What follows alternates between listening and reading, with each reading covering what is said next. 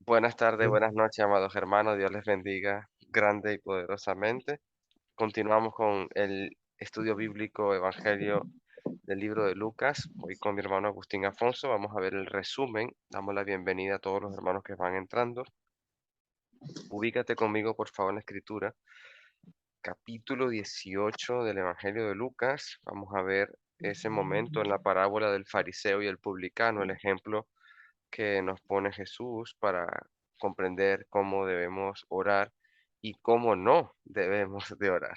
Entonces, versículos 9 en adelante, a unos que confiaban en sí mismos como justos y menospreciaban a otros, dijo también esta parábola. Entonces, bueno, Jesús que conoce los corazones y sabe lo que hay en cada uno de los que están allí presentes y quizás ya sabía la intención de ellos y que estaban siempre cavilando en sus corazones, como dice la palabra, este, que confiaban en sí mismos, se hacían justos a sí mismos y me llama la atención esa palabra porque la justicia que proviene de Dios es buena y recta, y a cambio la justicia que proviene del hombre es como un trapo de inmundicia, según el libro de Isaías, y según em, el libro de Romanos, que lo hemos leído varias veces, donde dice el capítulo 10 que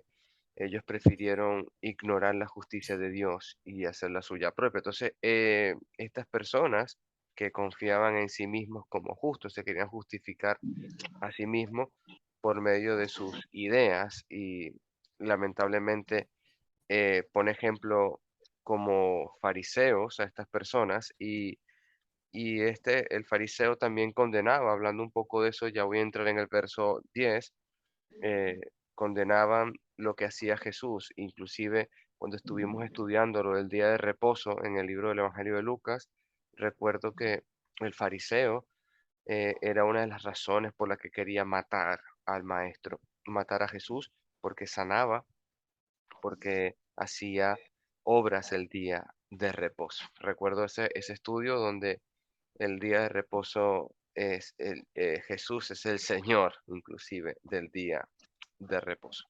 Versículo 10. Dos hombres subieron al templo a orar. Uno era fariseo, el otro era publicano. Entonces vemos aquí las dos personas que están orando. El fariseo es una secta, esa que están lamentablemente malinterpretando la escritura y ellos tienen muchos legalismo, por decirlo de esta manera, muchas normas terrenales. Un ejemplo, criticaban a los discípulos del maestro por comer sin lavarse las manos, en el lavamiento de manos. Inclusive me hizo acordar el otro día, leyendo un poco el profeta Zacarías, de cómo, de cómo se limpia el sacerdote. Igualmente Dios lo ve sucio en el Zacarías capítulo 3. Eso es un capítulo interesante.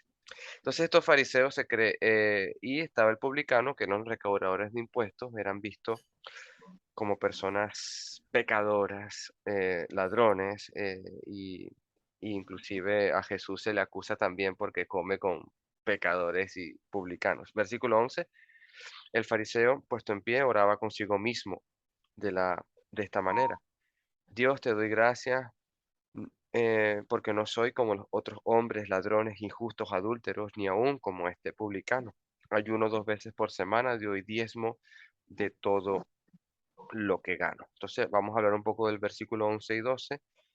El fariseo está dirigiendo su oración. Bueno, sí, se la dirige a Dios, pero está orando para sí mismo, como que está orando en su mente, en su interior, pero realmente él no quiere hacer la voluntad de Dios en ningún momento. Él está haciéndose justo a sí mismo por las obras que hace. Él cree que por hacer ayunos, él cree que por dar diezmo de todo lo que tiene, es justificado ante Dios. Y realmente esa justicia no proviene de esa manera porque no ve Dios la justicia del hombre a través de las obras, sino a través de la obediencia a la palabra de Dios. Versículo 12, ayuno 2 veces por semana. Me hizo acordar mucho del el Evangelio de Mateo, cuando en capítulo 6, bueno, lo voy a parafrasear, decía Jesús en el 16 de cómo se debe de orar, de que no demuden el rostro para ser vistos. Entonces, él está ayunando para ser visto, estar dando diezmo para ser visto. Eso puedes comparar la viuda, puedes comparar el ayuno, siempre para ser visto, nunca para agradar a Dios, siempre para ser visto por los demás, puesto en pie, levantando manos, imagínate todo eso que está haciendo. Verso 13, el publicano, estando lejos, no quería ni alzar los ojos al cielo, sino que se golpeaba el pecho diciendo, Dios, sé propicio a mí, pecador. Entonces, la actitud del publicano y la actitud de un fariseo, la humillación que tiene el fariseo y la soberbia, perdón, la soberbia del fariseo y la humillación del publicano. Entonces, Dios está exaltando en esta parábola, en este ejemplo que está viendo, que está observando, en el verso 14, os digo que éste descendió a su casa justificado antes que el otro, porque cualquiera que se enaltece será humillado, y el que se humilla será enaltecido. Entonces, el que estaba con soberbia, enaltecido, el fariseo, y el que está humillado y está postrado ante Dios, este publicano, reconociendo su pecado, reconociendo su pobreza espiritual. Dependemos de Dios, y hablábamos también de la importancia de la oración y que la oración siempre va dirigida a Dios. La oración es nuestra arma más poderosa, nuestra comunicación con Dios. Mencionaba un hermano, mi hermano Jorge, el día domingo, el día de ayer, nos recordaba acerca lo mínimo que se debe de orar. Entonces él decía que por lo menos 5 oraciones al día. Me llamó mucho la atención y es bueno decirlo, porque cuando te levantas es una, cuando te duermes es otra, pero por lo menos comes 3 veces al día y tienes que dar gracias a Dios por los alimentos. Por lo menos 5 veces entras en oración con Dios. Es importante dar gracias a Dios, tanto cuando te levantas, cuando te acuestas, cuando vas junto al camino. Ya me estoy acordando del gran mandamiento. Dios les bendiga, hermanito. No te quito más tiempo, Agustín.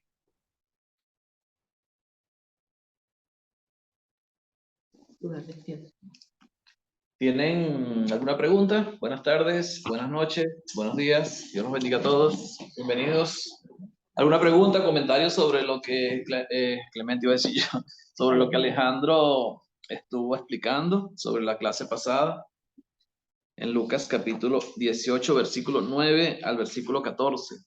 La oración del fariseo y la oración del cobrador de impuestos. Yo no entendí nada de lo que dijo Alejandro. No, mentira, mentira. Alejandro, explica otra vez todo. Bueno, vamos a continuar entonces. Si no hay preguntas o comentarios, vamos a continuar entonces con el versículo 15 al versículo 17. ¿Quién puede leer? Versículo 15 al versículo 17. Jesús bendice a los niños. Traían a él los niños para que los tocase, lo cual viendo los discípulos le reprendieron. Mas Jesús, llamándolos, dijo, dejad a los niños venir a mí y no se lo impidáis, porque de los tales es el reino de Dios.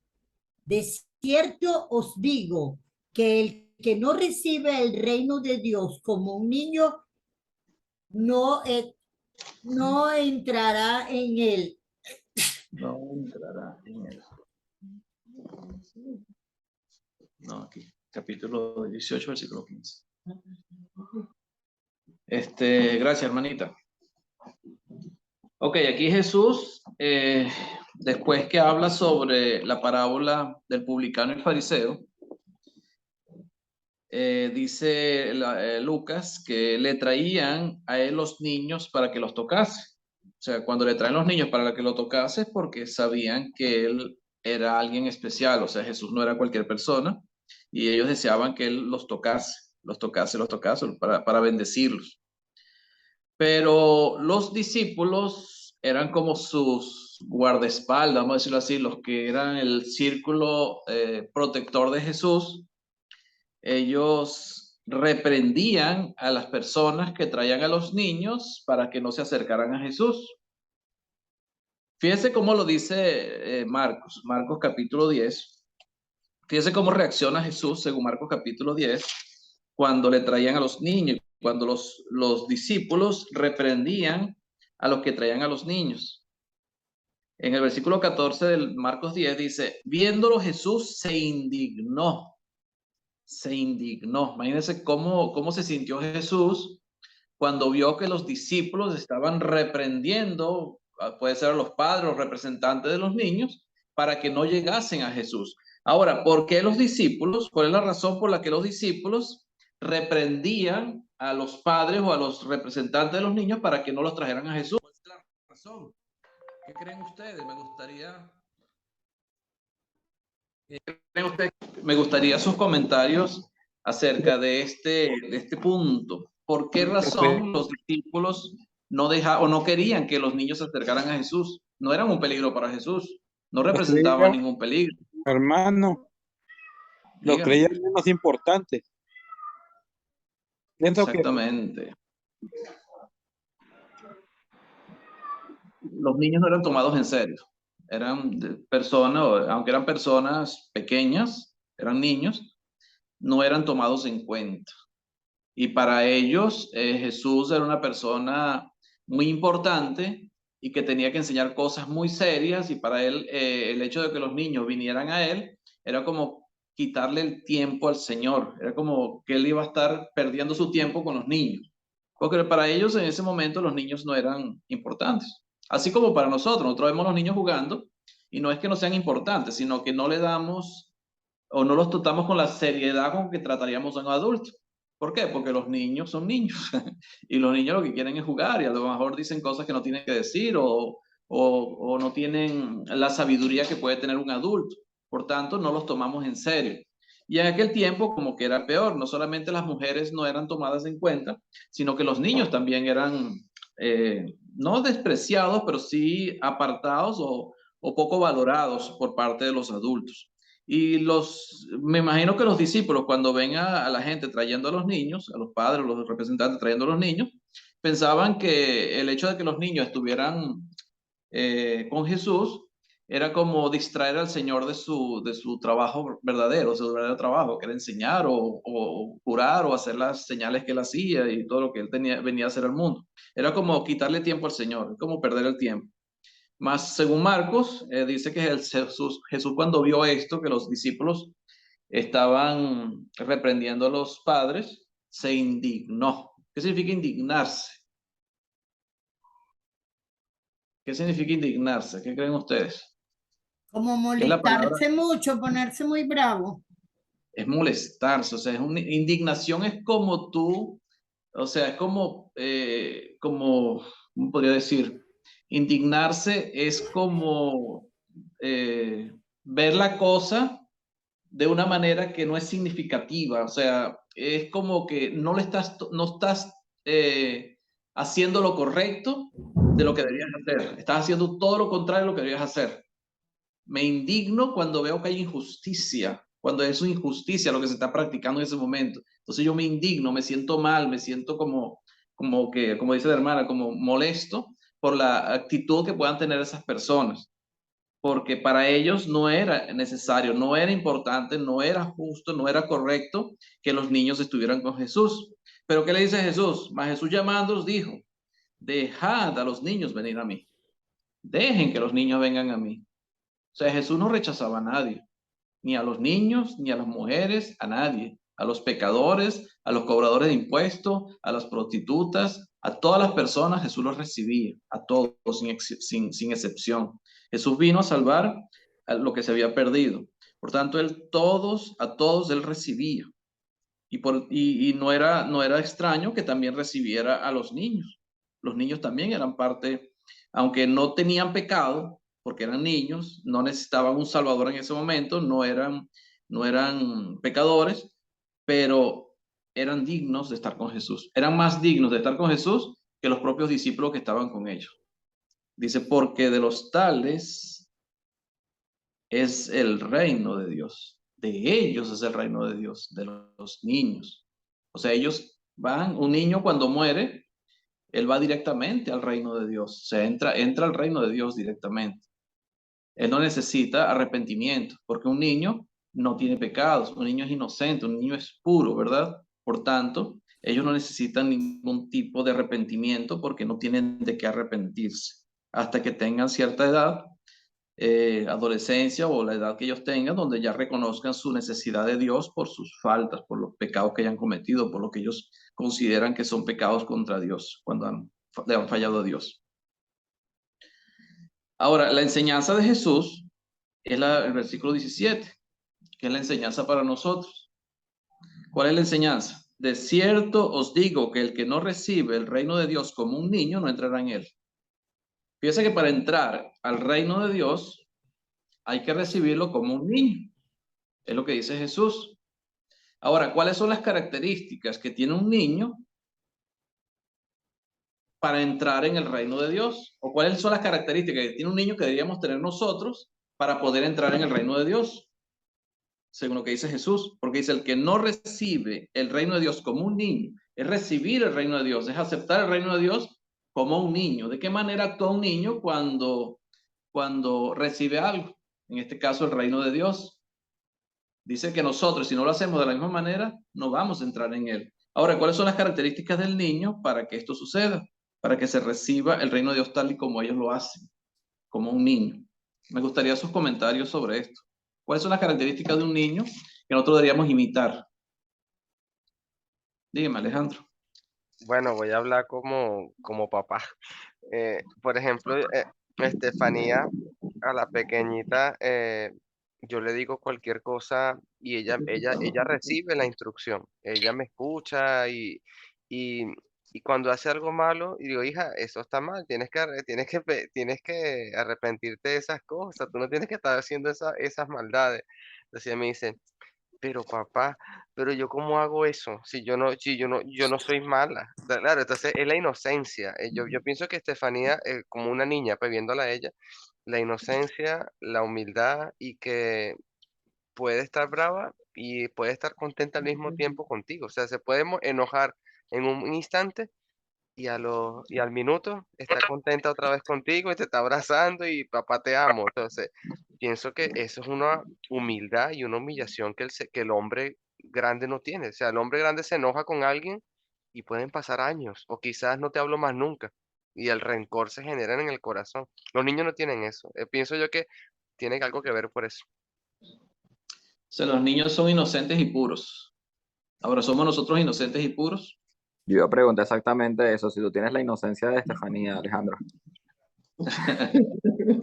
No, no, ¿Sabes no qué? la tengo.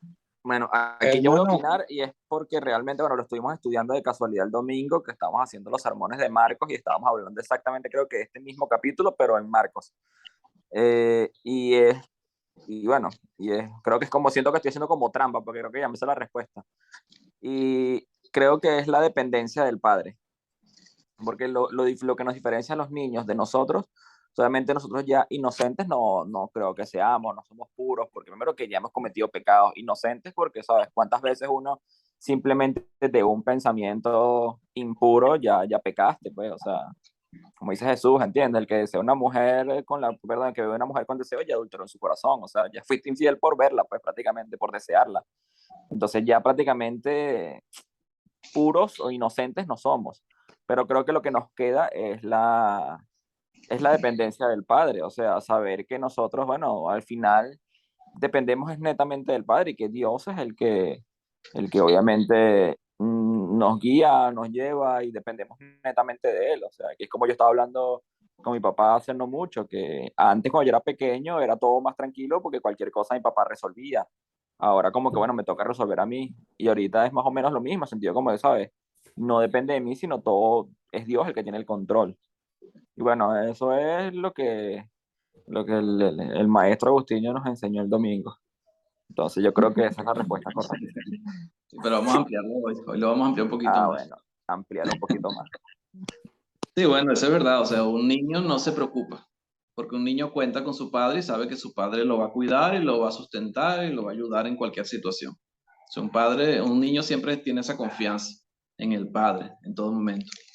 Claro, esto es una una cualidad que deberíamos tener todos los cristianos, ¿verdad? Confiar siempre en Dios como Padre y dejar todo en las manos de Él, o sea, dejar que Él es el que nos va a sustentar, nos va a ayudar y que nuestra dependencia siempre es de Él, siempre vamos a depender de Él. Pero ¿qué más puede hacernos nosotros semejante a los niños? Aparte de la Hermano, dependencia. Dígame. yo creo que, bueno, como decía el hermano, la naturaleza del niño, por eso Jesucristo no, y ni Dios tiene ningún problema con ellos. Pero también hay que entender que hay una edad que ellos van a sentirse responsables de pecado. Entonces ellos van a, eh, es una, y esto no va relacionado ni con edad, sino que la actitud natural o el ambiente donde crece el niño va a desarrollar una voluntad propia.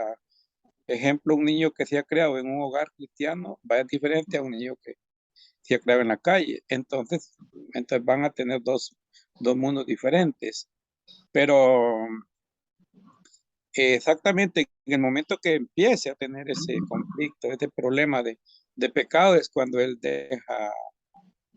eh, va a dejar de ser niño.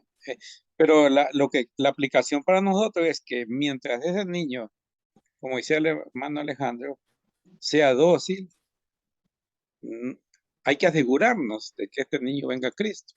Esa es la clave, ¿va? Que conozca mucho de Cristo, porque Él no nos va a presentar ningún problema, no va a conocer otro mundo, sino que a Jesucristo. Cuando ya vengan otras ideas, las va a confrontar con lo que aprendió.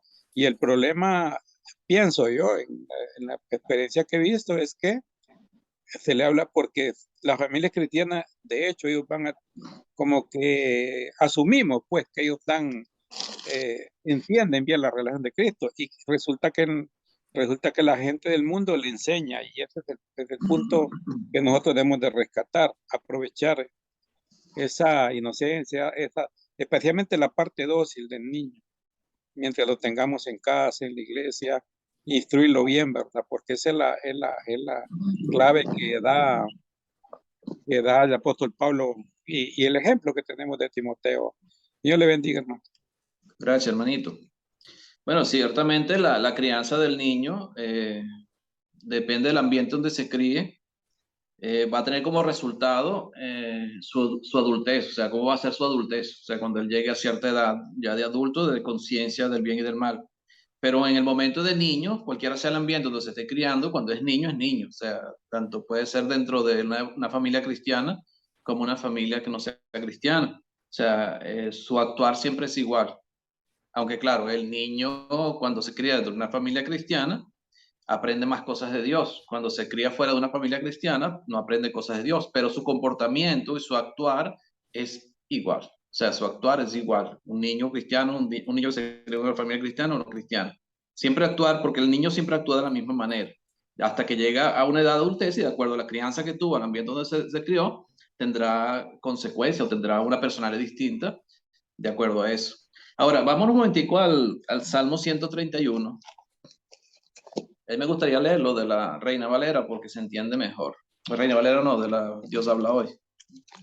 Salmo 131, para ver qué diferencia, o sea, qué tienen los niños, o qué deberíamos tener nosotros que tienen los niños, para entrar en el reino de los cielos. Salmo 131. Yo te lo puedo leer en Nueva Traducción Viviente también. Bueno, pues vamos a leer en el Dios habla hoy, porque me gusta cómo lo dice Dios habla hoy. Dice, cántico de las subidas de David, oración de confianza. Dice, Señor, versículo 1, Señor, no es orgulloso mi corazón, ni son altaneros mis ojos, ni voy tras cosas grandes y extraordinarias que están fuera de mi alcance. Al contrario, estoy callado y tranquilo como un niño recién amamantado, que está en brazos de su madre, soy como un niño recién amamantado. Israel, espera en el Señor ahora y siempre. Fíjese lo que dice el Salmo de David, el cántico este de David, acerca de el carácter que debe tener una persona que quiera agradar a Dios. Entonces, él ya lo compara con un niño. Él compara ese carácter con un niño, la manera de actuar. No, no es orgulloso mi corazón. O sea, orgulloso mi corazón. En Reina Valera dice Jehová, no se ha envanecido mi corazón. No se ha envanecido mi corazón. Aquí dice, no es orgulloso mi corazón, ni son altaneros mis ojos. Reina Valera dice, ni mis ojos se enaltecieron, ni voy tras cosas grandes y extraordinarias. En verdad, ni en cosas demasiado sublimes para mí, ni anduve en grandezas, ni en cosas sublimes para ti. Entonces, ¿cuál es la actitud y la manera de ser, de actuar de alguien que realmente quiere agradar a Dios? O sea, la humildad. Fíjese lo que dice, un momentico, a Mateo capítulo 18.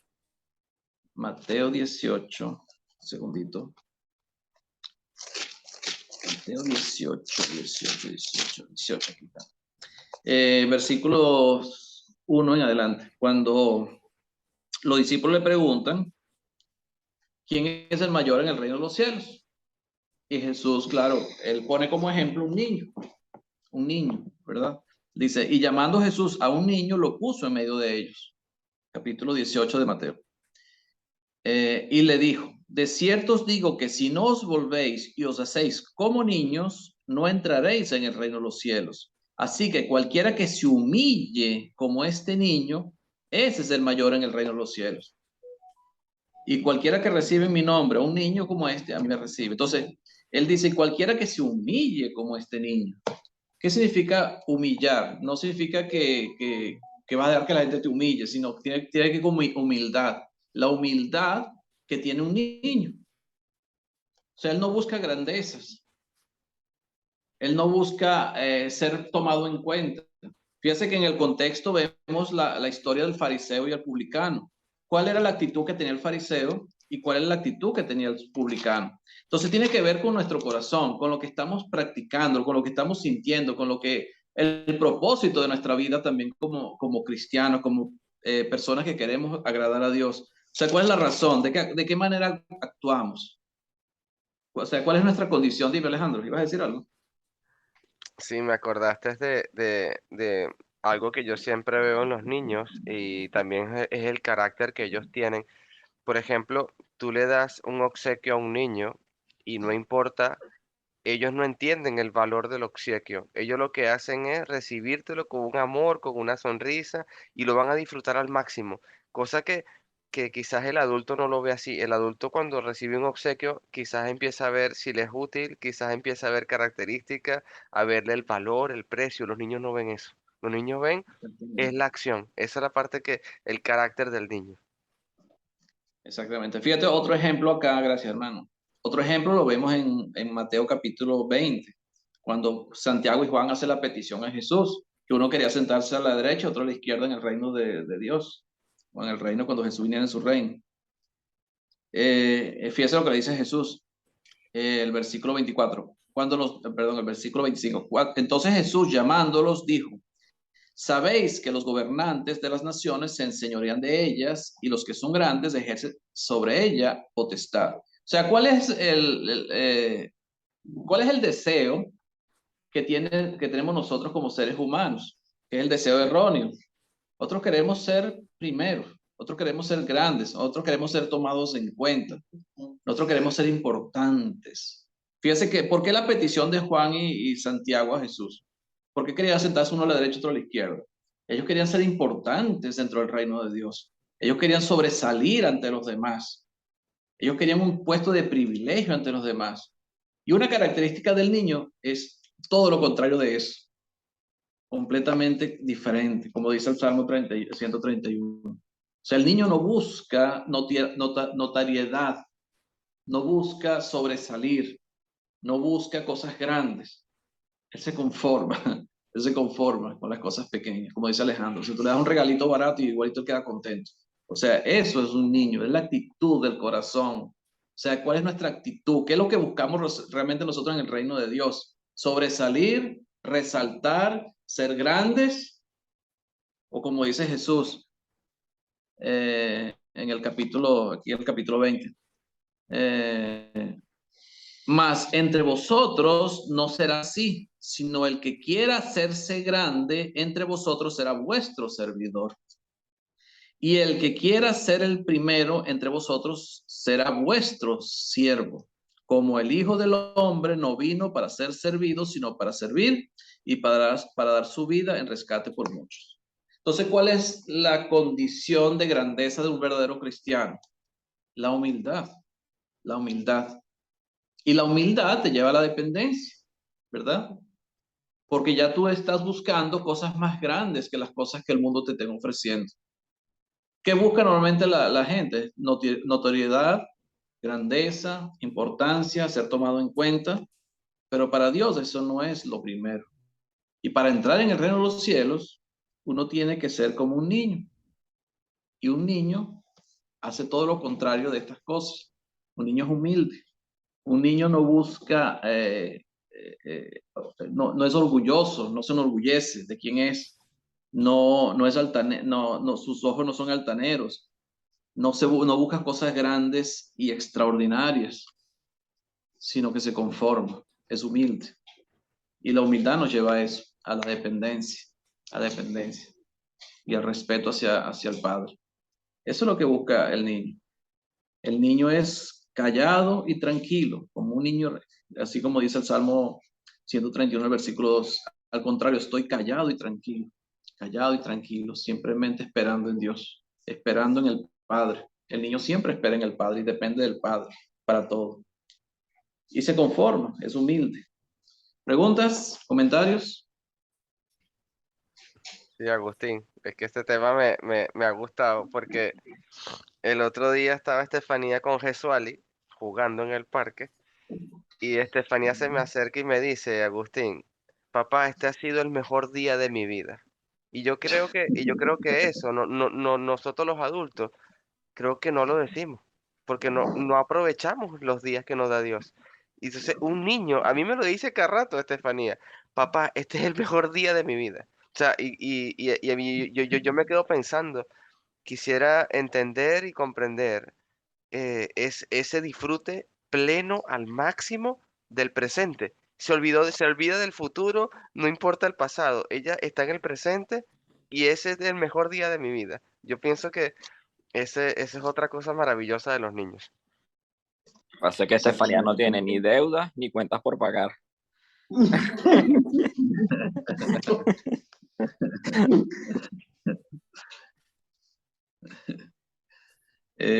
Fíjese que el ejemplo también de Jesús le quiso dejar a sus discípulos en la última cena, cuando estaban ya celebrando la Pascua, cuando allá en Juan capítulo 13, cuando él se quita, se pone el delantal y agarra una vasija y empieza a lavar los pies a los discípulos. Y ellos entendieron lo que significaba lavar los pies a alguien. Por eso Pedro le dice, tú jamás me lavarás los pies, jamás. Porque ellos entendían que el maestro era Jesús, era el líder, era el jefe, era el Mesías. Y era una humillación para Pedro ver a Jesús, o sea, él sentía que era una humillación para Jesús tener que lavar los pies a Pedro.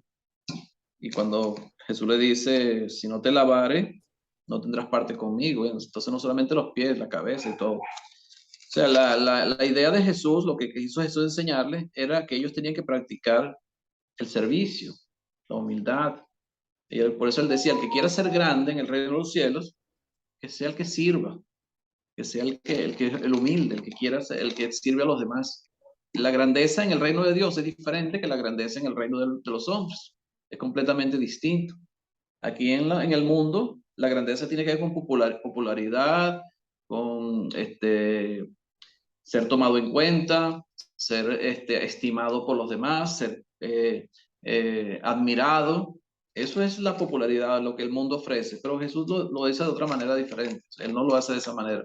Él nunca buscó admiración, nunca buscó representar algo grande, sino que él vino a hacer el trabajo que tenía que hacer. Y él hizo lo más humillante que podía hacer un ser humano en el mundo, por lo menos en esa época, que era morir en una cruz.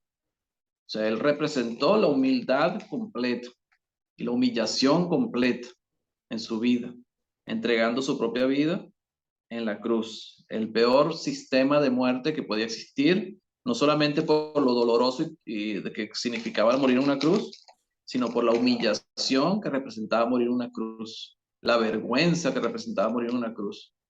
Y él, como el Mesías, que podía haber quedado en el cielo tranquilamente, disfrutando de la presencia de su Padre, él decidió despojarse a sí mismo, tomando, fíjese como dice Gálatas, es importante también, Gálatas. Gálatas, Efesios, Filipenses, Colosenses, Gálatas. Perdón, Gálatas. Ah, no, no es Gálatas, perdón. Gálatas. ¿Dónde es que está que se despojó? En Efesios. En Filipenses. Efesios 2:6. En Filipenses 2:6, en Filipenses, ya está pensando que era en Gálatas.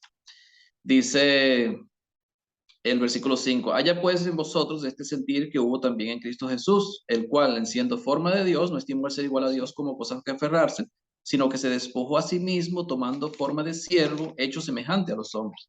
Tomó forma de siervo, hecho semejante a los hombres, ¿por qué? No por la actitud de los hombres, sino llegar a la condición de hombre, como una humillación, porque es un ser todopoderoso, eterno, que se hizo igual a nosotros, o se puso semejante a nosotros. Y estando en la condición de hombre, se humilló a sí mismo, haciéndose obediente hasta la muerte y muerte de cruz. Se humilló a sí mismo, haciéndose obediente hasta la muerte y muerte. Y fíjense que el énfasis es y muerte de cruz, como hace el apóstol Pablo acá, el énfasis. No solamente es cualquier muerte, sino muerte de cruz. Es la humillación más grande que puede pasar un ser humano o en aquella época, que era la peor muerte y tortura que podía existir en el mundo. ¿Preguntas, comentarios hasta acá?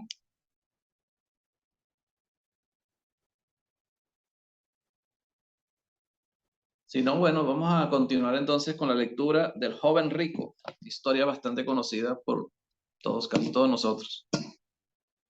Joven rico. ¿Quién lo puede leer? Versículo 18 al versículo 30.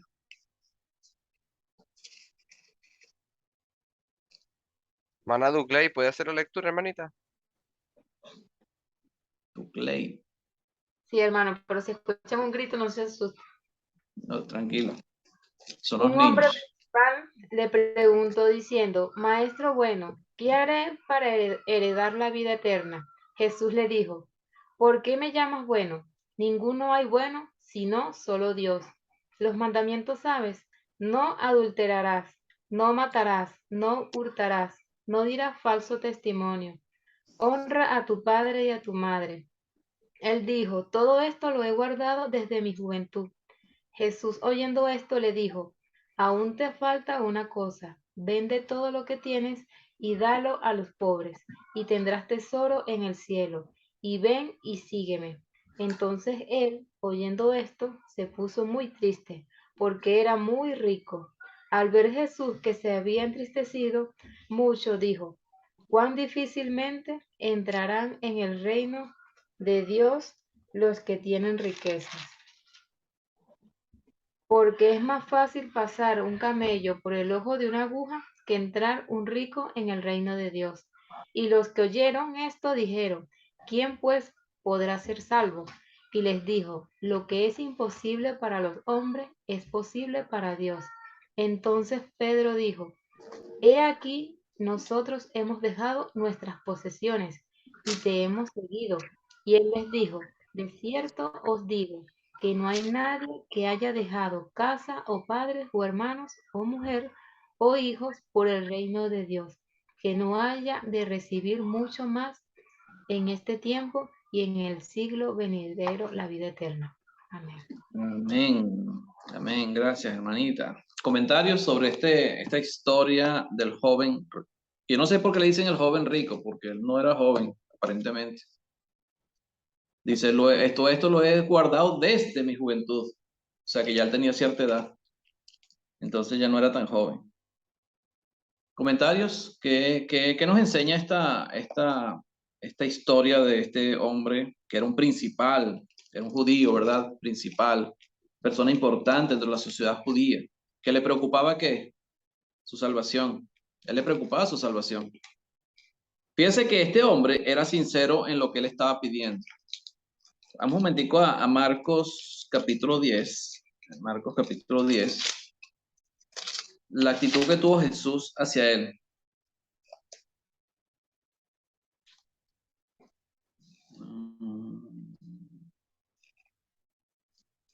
Fíjese el versículo 21, cuando él le dice, el versículo 20 y 21. Él entonces respondiendo le dijo, Maestro, todo esto lo he guardado desde mi juventud. 21. Entonces Jesús mirándole, le amó y le dijo, una cosa te falta. Anda, vende todo lo que tienes y dalo a los pobres. Y tendrás tesoros en los cielos y ven, sígueme tomando tu cruz. Fíjate, lo amó. O sea, Jesús, ¿por qué lo amó? Porque las palabras de este hombre eran sinceras. O sea, para su propio parecer, él guardaba los mandamientos, aunque aquí se está hablando de los 10 mandamientos nada más, y los mandamientos de Dios eran más de 10, eran 613 mandamientos, pero acá se está hablando de los 10. Pero Jesús le dice, bueno, si tú guardas esto, ya, guarda esto y está bien, no hay problema. Pero el hombre quería algo más, no solamente Hermano, guardar los 10 mandamientos. Dígame, hermano Iván. yo creo que también hay que, bueno, Jesús tuvo esa actitud, pero hay que ver también a la personalidad del joven. Él reconoce en Jesús la bondad en Jesús. Y hasta al mismo tiempo, a pesar de todo, reconoce de que Él era Dios. Y por eso Jesús, y hay una razón, ¿por qué? Jesús lo insta a llegar más lejos del compromiso que Él tenía, o sea, que tenés que avanzar un poquito más. Lo que lo hubiera hecho realmente tener un acercamiento con Jesús. Entonces, así como su Jesús el Hijo de Dios. Pienso de que en cierto momento de él, viendo a él, al joven rico, puede vérsele ahí por lo que dice, por su actitud, cómo reconoce a Jesús. Pero lo que pasa es que se queda corto, pues, no avanza. Jesús lo que quiere es que avance, pues, hacia adelante, que no se quede. Ahí está lejos todavía, pues, y de una u otra manera quedó lejos de Cristo, ¿va? Porque si lo analizamos desde el punto de vista, ¿cuánto le faltaba para que Jesucristo llegara a la cruz y ya estaba? Y llegar a reconocer lo que él era, porque al final podemos ver que en Hechos tenemos que varios de esas personas que tenían mucho poder ahí, al ver a Jesucristo, incluso cuando le hacen la pregunta, ¿qué haremos? Imagina, él hubiera sido uno de ellos si hubieran dado cerca ahí, no que se alejó. Entonces ese es el punto de vista que veo de ahí, viéndolo así, ya analizando esa parte, el inicio de estos versículos. Que Dios le bendiga, hermano. Gracias, hermanito. Amén. Fíjese que, como usted dice, o sea, él tomaba en cuenta a Dios, este muchacho, o este joven, o este hombre, que era un hombre principal. Para ser principal no podía ser muy joven, tenía que ya tener cierta edad. Fíjese que Jesús cuando él le hace la pregunta, él le dice, Maestro bueno, ¿qué haré para heredar la vida eterna? Maestro bueno. O le decías maestro, pero no bueno, o sea, porque un maestro es un maestro. Ahora, ¿qué es un maestro bueno? ¿Por qué le dice maestro bueno? Y el mismo Jesús, fíjese que él está preguntando, ¿qué haré para heredar la vida eterna? Pero Jesús primero, antes de responderle, ¿qué debo hacer para heredar la vida eterna? Le pregunta, ¿por qué me llamas bueno? O sea, a Jesús le llamó la atención eso. ¿Por qué me llamas bueno? Jesús le dijo, ¿por qué me llamas bueno? Ninguno hay buenos, sino solo Dios. Ahora, ¿qué quiso decir Jesús con eso? Cuando dice, no, ¿por qué me llamas bueno? O sea, ¿por qué me llamas bueno? ¿Estás viendo algo en mí que ves en Dios? ¿Será eso? ¿Será que él estaba viendo algo, unas características en Jesús que la tenía Dios? Porque Jesús le dice, nadie es bueno, solamente Dios, ¿verdad? O sea, me estás reconociendo como Dios, me estás viendo con quién realmente soy. ¿Será eso lo que estaba diciéndole Jesús al decirle esto? ¿Por qué me llamas bueno? Ninguno hay buenos, sino solo Dios. O sea, el hecho de reconocer quién era Jesús. Porque maestros había muchos, maestros de la ley, había muchos maestros. El mismo principal era un maestro de la ley. Nicodemo era un maestro de la ley, era un principal también entre los judíos. Eran maestros de la ley, pero ellos eran maestros simplemente. Pero a Jesús le dice maestro, bueno, o sea, está viendo una característica diferente a la que tenían ellos mismos. O sea, que lo estaba reconociendo como alguien especial, como el mismo Dios. Y es lo que Jesús lo está diciendo acá. Ninguno hay bueno, sino solo Dios. O sea, lo está viendo a él como Dios. ¿Me estás viendo a mí como Dios? Como es Dios, con las mismas características de Dios. Eso es lo que creo que Jesús quiso decir. Y le dice, los mandamientos sabes, no adulterarás, no matarás, no hurtarás, no dirás falso testimonio, honra a tu padre y a tu madre. Y Mateo incluye algo más que no incluye ni Marcos ni Lucas en esta narración. En Mateo capítulo 19 está la historia del joven rico. Dice el versículo 18, le dijo, ¿cuáles? Y Jesús dijo, no matarás, no adulterarás, no hurtarás, no dirás falso testimonio, honra a tu padre y a tu madre y amarás a tu prójimo como a ti mismo. Entonces, de amarás a tu prójimo como a ti mismo lo incluye Mateo, pero Lucas ni Marcos lo incluyen. Ellos simplemente se basan en algunos de los mandamientos de los que fueron dados en el Sinaí a Moisés en las tablas de piedra, ¿verdad? Que eran 10. Pero el de amarás a tu prójimo como a ti mismo no estaba en las tablas, era un mandamiento aparte, eso lo enseñó Jesús después. Y Mateo lo está resaltando acá en este versículo o en este texto. El joven, en Mateo capítulo 20, capítulo 19, versículo 20, el joven le dijo, todo esto lo he guardado desde mi juventud, ¿qué más me falta? Fíjese que Jesús no le dice simplemente algo más te falta, como dice Lucas. Lucas dice, según esto, versículo 22 dice, oyendo esto le dijo, aún te falta una cosa. Jesús le dice a él, aún te falta una cosa. Pero Mateo, el joven, es el que le dice, ¿qué más me falta? Dice, le dijo, sí, desde mismo, ¿qué más me falta? O sea, él quería saber qué más le faltaba. O sea, que él quería tener seguridad de que él estaba en el camino de salvación, porque él quería heredar el reino de Dios. O sea, su interés, y aparentemente era sincero, porque Jesús le dice, o Jesús lo amó cuando él le pregunta estas cosas, ¿verdad? O sea, su corazón era sincero para Dios, él quería hacer la voluntad de Dios. Y muchos de los israelitas, probablemente como Pablo, eran sinceros en su amor por Dios cuando practicaban el judaísmo, pero a lo mejor estaban mal encaminados, a lo mejor no reconocían o no querían reconocer o no se daban cuenta de realmente cuál era las profecías, del cumplimiento de las profecías que se habían hablado en la antigüedad por lo medio de los profetas. Entonces, este hombre era sincero y él quería tener la seguridad de que él quería, de que podía heredar o iba a heredar el reino de Dios. Por eso le pregunta, ¿qué más me falta? Y Jesús le dijo, si quieres ser perfecto, o sea, con que guarde los mandamientos era suficiente, porque ellos estaban bajo la ley. Ellos no estaban bajo la gracia todavía, estaban bajo la ley. Y guardar los mandamientos era lo único que tenían que hacer, más nada. Tenían que guardar los mandamientos y ya era suficiente para heredar el reino de Dios. Pero si quieres ser perfecto, anda, vende lo que tienes y dalo a los pobres y tendrás tesoros en el cielo y ven y sígueme. O sea, esa fue la tarea más difícil que guardar la ley.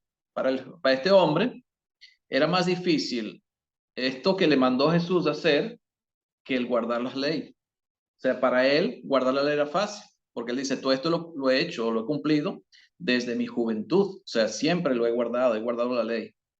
Pero cuando Jesús le dice, si quieres ser perfecto, o sea, si realmente quieres ser perfecto, vende todo lo que tienes, dalo a los pobres y tendrás tesoros en el cielo y ven y sígueme. Ven y sígueme.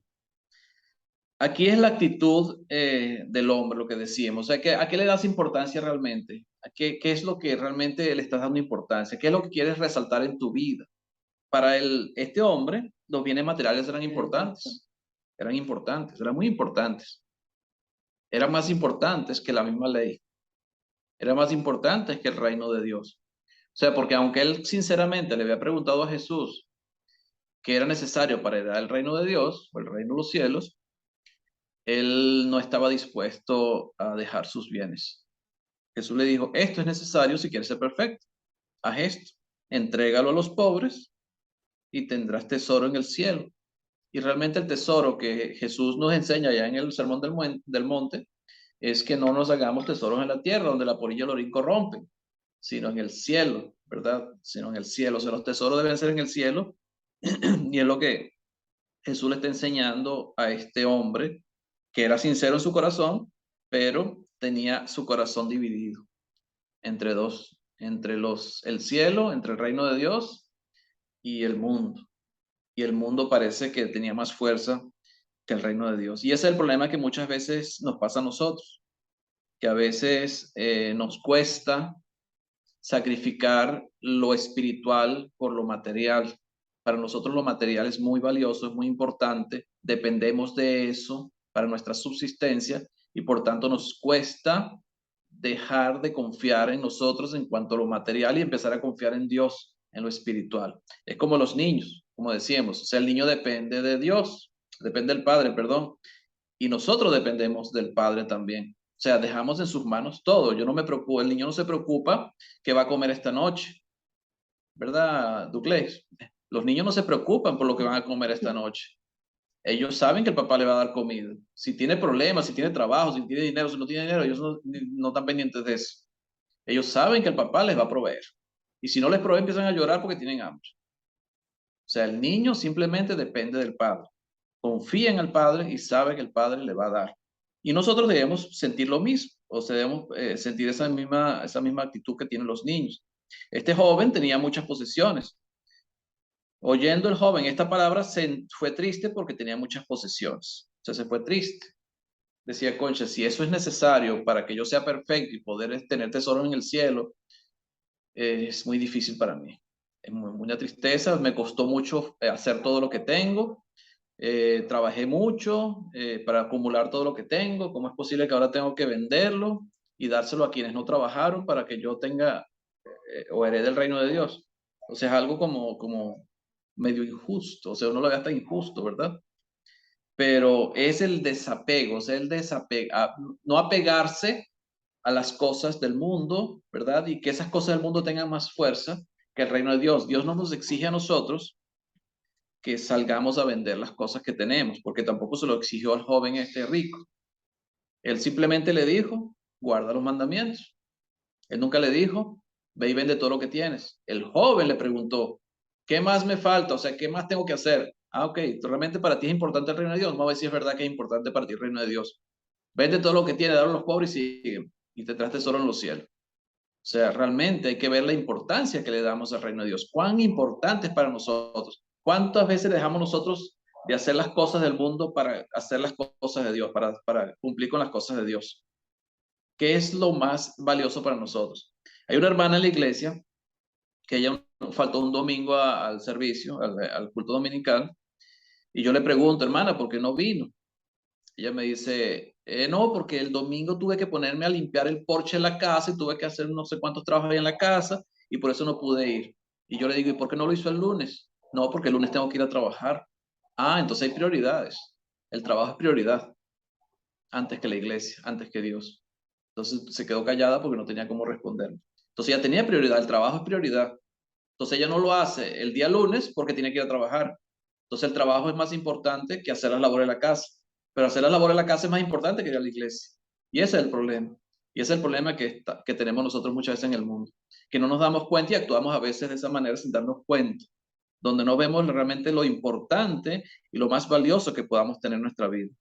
Este joven se fue triste porque tenía muchas posesiones. Tenía muchas posesiones y se fue triste. Y es normal, pues cualquiera de nosotros le hubiera pasado lo mismo. No dice, ay, este hombre, qué loco. Le hubiera hecho caso a Jesús. Pero cualquiera de nosotros hubiéramos hecho lo mismo que este joven. Amor peor. Amor ni siquiera guardáramos los mandamientos. Entonces, hay que entender que Jesús no nos está diciendo que nos despojemos de todo y nos quedemos en la calle, sino que tomemos en cuenta lo importante, cuál es la importancia que le damos nosotros al reino de Dios. O sea, cuán importante es para nosotros el reino de Dios, cuán importante para nosotros es la iglesia, cuán importante para nosotros es servir a Dios, cuánto importante para nosotros agradar a Dios. Dime, Alejandro. Sí, Agustín, me hiciste acordar, eso se puede hacer un pequeño ejemplo con la parábola del tesoro escondido o con la parábola también de la dracma perdida, pues que cuando la mujer se barre toda la casa, consigue la dracma, va y se regocija porque la moneda que estaba perdida ha sido hallada. Entonces igual el tesoro escondido va corriendo, vende todo lo que tiene para comprar ese terreno. O sea, es muy valioso, pero lo que tú dices es cierto. O sea, no hay una ordenanza bíblica que diga que tenemos que despojarnos de todos nuestros bienes y, y hacerlo. Hay un ejemplo, bueno, de la iglesia primitiva vendían sus propiedades y las llevaban a los pies de los apóstoles, pero eso era voluntario, era una ofrenda que hacían, inclusive cuando trataron de engañar al espíritu, bueno, vemos el ejemplo de Ananias y Zafira. Era eso, hermanito. Sí, ciertamente, o sea, ya él, lo material no era valioso para ellos, lo valioso era lo espiritual, por eso que ellos vendían las posesiones. Y también porque, claro, lo que pasaba también en aquel tiempo es que ellos esperaban la segunda venida de Jesús pronto, o sea, para ellos no iba a pasar 2000 años, para ellos eran unos cuantos años para que Él viniera y estaban esperando a Jesús y ese era el deseo que ellos tenían, esperar a Jesús. Ya lo material para ellos no era necesario, no era importante, no le daban el valor que hoy en día podemos estarle dando a las cosas materiales. Entonces Jesús, claro, cuando Él se fue entristecido, Jesús dijo a Agustín, sus discípulos, dime, Lenín, hermano Lenín. Lenín, Ok, buenas noches, hermano, bendiciones. Me conecté un poco tarde, pero aquí estamos. ok. Bueno, solo quiero dar una observación en cuanto a la historia, pues, del joven rico. Vemos, hermanos, de que, pues, Dios nos dice que no nos va a poner una carga que no podamos sobrellevar. Y que en este caso, pues, el joven rico, él mismo se impuso una carga o un reto de que tal vez Jesús buscó lo más, la debilidad de él. Entonces ahí como que dice, estás buscando un reto, te voy a poner un reto. Entonces vamos que por ahí le buscó la debilidad que eran los bienes y pues se sintió triste porque le dio, como decimos nosotros, donde más le pudo haber dolido en el reto que nuestro Señor le impuso. Y que todos como seres humanos tenemos una debilidad, algunos con las riquezas, otros con los vicios, otros pues con el carácter, otros pues en el comportamiento. Y pues no, hermanos, esa es mi única observación de que pues a veces uno tiene que saberse nivelar cuánto es lo que uno puede hacer y no, como dicen uno, enaltecerse, ponerse retos para enaltecerse y verse más grande que otros. Amén. Gracias, Amén. hermanito. Bien. Agustín, y también hay que tomar en cuenta que el hombre es rico, no solo. O sea, y estamos hablando que comparado, por ejemplo, con un Galileo, con un pescador, por ejemplo, con uno de lo que escogió Jesús, que eran humildes, gente pobre, gente de Galilea, y este hombre era muy rico con muchas posesiones. O sea, estamos hablando de que ni siquiera lo intentó. Yo por lo menos, viendo un corazón dispuesto a servir a Jesús, si tienes muchas posesiones, con tan solo, bueno, vamos a intentar, aunque sea vender una de tantas que tengo, y vamos a ayudar a esa gente que está siguiendo a Jesús y vamos a ver cómo podemos servir al prójimo, aunque sea intentarlo, pero ni siquiera eso. Así es. Así es. Así es, hermano. Es el problema. El problema es la riqueza. Raíz de todos los males. Hermanito, a mí Dígame. siempre me ha parecido esta parábola, que, no sé, pero siempre me ha parecido así, pues, que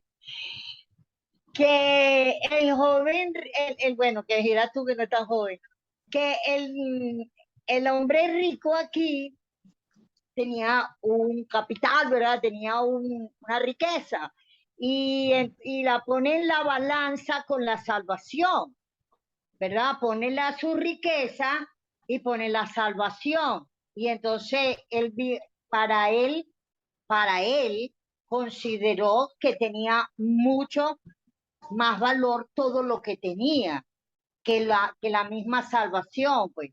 porque si yo soy muy rica y el Señor me dice, oye, te cambio la riqueza por tu salvación, y yo veo que la salvación no tiene ni siquiera que lo que yo tengo, por mucho que tengo, no le llega a la salvación. Inmediatamente yo digo, no, yo te doy todo lo que tengo por la salvación. Pues no sé si me explico. Y era la hermana Tiziana. Que sí, como que lo que yo tengo, la salvación no tuvo ese verdadero valor para, para el joven rico, ¿eh? No sé, no, es como yo lo veo, como que no vale tanto. La salvación que tú me estás ofreciendo no vale tanto. Pues no voy a abandonar lo que tengo por la salvación, porque no, ahora si la ve, si ve la salvación invaluable, que no hay nada que pueda pagar no hay precio que pague la salvación, no va a haber riqueza a la que no haya que renunciar, algo así. Eso es correcto, hermano. Gracias. Amén. Claro, habría que estar en los zapatos de este hombre rico, ¿no? A veces hay que estar en los zapatos de la persona para saber lo que significa haber acumulado muchas cosas y de repente te dicen, sal de todo esto y tendrás tesoro en los cielos. O sea, hay que tener una fe muy grande, hay que tener una certeza, una convicción muy grande de las promesas de Dios. O sea, tiene que estar muy convencido, muy seguro. Y eso es, claro, Dios lo exige así, de esa manera. Por eso que Jesús, al ver la actitud de este hombre que se fue triste, dice a los discípulos, cuán difícilmente entrarán en el reino de Dios los que tienen riquezas. A mí me gusta leerlo en Marcos capítulo 10, porque en Marcos está más completa esta parte. Yo quiero opinar algo sobre eso, Dígame. sobre lo del joven rico. Y también pienso, complementando un poco las ideas de todos, que primero que él le dice, que le pregunta a Jesús, o sea, ¿qué tengo que hacer para ser salvo? Claro, obviamente, él era judío en ese momento y no, la salvación no era por gracia. Pero también Jesús ya le dice, ok, guarda tus mandamientos y listo. Y él prácticamente le dice, bueno, eso siempre lo he hecho, como que ¿qué más tengo que hacer? Y la actitud que yo veo que Jesús tiene es como una actitud, no era porque necesariamente tiene que vender las riquezas y seguirme para poder ser salvo, porque él ya le dijo, guarda los mandamientos. Es lo que tienes que hacer. En ningún mandamiento, no había ningún mandamiento que decía, véndelo todo y sígueme. Eso no era un mandamiento, sino que veo que el joven rico quería como que, ¿qué más podía hacer él? O sea, creo que no terminaba de entender todavía que Jesús venía a ser un Mesías, a salvar, y pensaba que todavía como esa salvación dependía de él. Y creo que Jesús también es como una manera de enseñar. Y por eso creo que después le empieza a hablar de las riquezas, porque no tiene que ver con las riquezas realmente de que sean malas o no. Obviamente el amor por el dinero es malo, sino por el hecho de que él se creía como autosuficiente, como que él era el que tenía el poder de salvarse y no dependía como de Dios. No sé, me parecía como un poco como de orgullo, digámoslo así. Entonces no sé si tendrá algo también como que ver, pero me parece que puede ser algo así, porque, o sea, él como que Jesús le dijo, ya, o sea, ya con lo que has hecho ya estás bien, pero él todavía quería como más, o sea, como que, bueno, como quiero ser perfecto, que prácticamente, y es como imposible. Gracias. Gracias, hermanito Daniel. Dígame, hermano Roberto. Solamente dos paralelos. Uno ya lo hiciste cuando citaste Filipenses 2, 5 y 6, ¿verdad? Jesús es lo que hizo. Él se despojó de su deidad, que es mucho más que todos sus tesoros, ¿no? Y en su enseñanza, en el paralelo, está en Mateo 11, dice el versículo 39, del 38, el que no toma su cruz y sigue en pos de mí no es digno de mí. El que ha hallado su vida la perderá y el que ha perdido su vida por mi causa la hallará. Está hablando de no estimar la vida. Y Hechos capítulo 20, versículo 24, el apóstol Pablo dice, no estimo mi vida como preciosa, como algo que vale la pena guardar, sino que, ¿verdad? sino que lo que quiero hacer es con gozo cumplir el ministerio que se me ha sido adjudicado. Estoy parafraseando porque me tardo en buscar las palabras, las No, está bien. escrituras. Correcto. ¿Alguien lo tiene ahí, Hechos 20:24? Lo puede leer para que veamos la manera de pensar, ¿no? De mismo apóstol, mismo Pablo, también dice, ya no vivo yo, sino Cristo vive en mí. O sea, ya yo queda fuera, su corazón está fuera totalmente. Del versículo 24 dice, pero de ninguna cosa hago caso, ni estimo preciosa mi vida para mí mismo, con tal de que acabe mi carrera con gozo y el ministerio que recibí del Señor Jesús para dar testimonio del Evangelio de la gracia de Dios.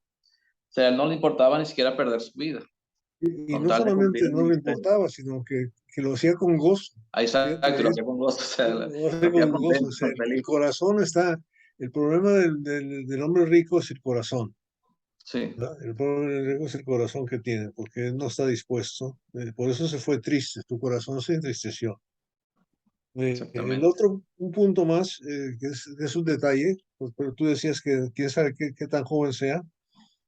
En el Mateo 19:20 sí usa la palabra joven, Sí, ¿verdad? sí, la uso. Ahí sí, ahí solamente eso quiero decir. Y la otra cosa que quiero hacer, yendo otra vez a ser como niños, una cosa que no aparece en forma directa, ¿verdad? Pero un niño es una esponja, aprende tremendamente rápido y fácil, ¿o no?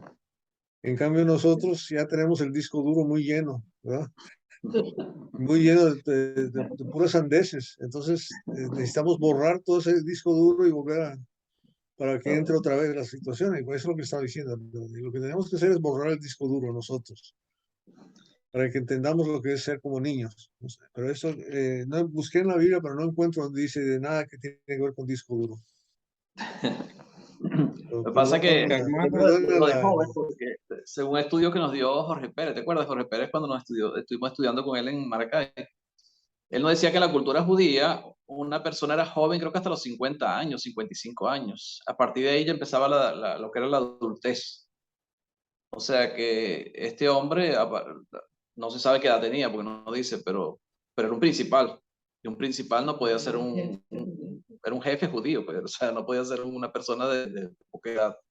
Pero para la cultura judía, una persona era adulta después de los 50. No me acuerdo si a los 50 o 55 años nos enseñaron eso, según la cultura judía. Oh, sí, hermano Agustín, perdón la interrupción, pero sí en Monterrey, en la congregación de Sierra Ventana, donde está la escuela de predicación, ahí los jóvenes son jóvenes hasta que se casan.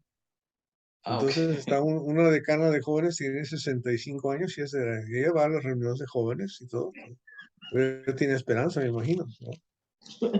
Bueno, aquí en Portugal, las mujeres que se quedan solteras, que ya tienen edad avanzada, le siguen diciendo menina. Que significa Ahí señorita. está, pues Que sigue significa siendo señorita. O sea, jóvenes entonces. menina, para uno un menino es un niño, pues.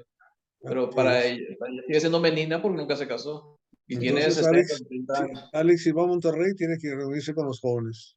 Exactamente. hermano Alejandro, hermano, Sí, hermanito Iván. sí, yo estaba pensando en lo que acaban de comentar ahorita, que hay que ver también cómo le cita a los 10 mandamientos Jesucristo. Y podemos ver que de una relación, lo hace en dos partes, pues la relación que tiene que ver entre el ser humano con Dios y la relación entre nosotros, los seres. Entonces, me parece que a pesar de que no es lo mismo, yo pienso que los judíos tenían la costumbre que se sabía, pero el cumplimiento era poco. Entonces, eh, y cierta parte me parece que sí la cumplía, especialmente la primera parte, según él. Pero el impedimento, especialmente yo siento que la relación con Dios le hacía falta, porque es que lo que Jesucristo hizo hincapié. Y especialmente, como dice, la peor impedimento fueron sus riquezas, al no poder al no poder tener esa relación directa con Dios. O sea, pero como dijimos, no es que eso le interpondía, no. Sus riquezas vinieron a ser para él en su mente un tropiezo, un obstáculo, pero era la mente de él. O sea, y eso es lo que yo siento que pasa en nosotros, y aplicándolo a nosotros, ¿a cuántos de nosotros se nos dificulta ir a una persona rica a predicar el evangelio? ¿Y cuántas de estas personas que lo tienen todo cree que tienen con el dinero tienen a Dios? Mas este era dócil en esa parte. También nosotros podemos tener, porque las barreras a veces son mentales, no son exactamente materiales. Y de repente nosotros tenemos, por ejemplo, en la ciudad donde yo vivo, hay una línea de ferrocarril. ¿De cuántas personas van a predicar arriba, donde están los ricos? ¿Y cuántos todos nos dedicamos a la parte de abajo? También a veces vamos poniendo obstáculos, o nosotros vamos poniendo barreras. Y de repente, al final, yo siempre me pregunto por qué está la historia, qué nos quiere decir al final al Dios al dejar esta historia acá. Porque a veces no vamos a tener todo el alcance. Podemos analizar estas partes, pero no podemos llegar a tenerlo todo. Que el Señor le bendiga, hermano. Amén. Amén. Gracias, hermanito. Miren, hermano, ya son las 22. Y Alejandro, yo creo que ya es hora de que Alejandro se acueste a dormir. Así que vamos a dejarlo hasta donde el joven se fue triste, y mañana continuamos entonces con el resto de la historia del joven rico. ¿Les parece? Amén, hermanitos. Muy bien. Entonces vamos a detener aquí.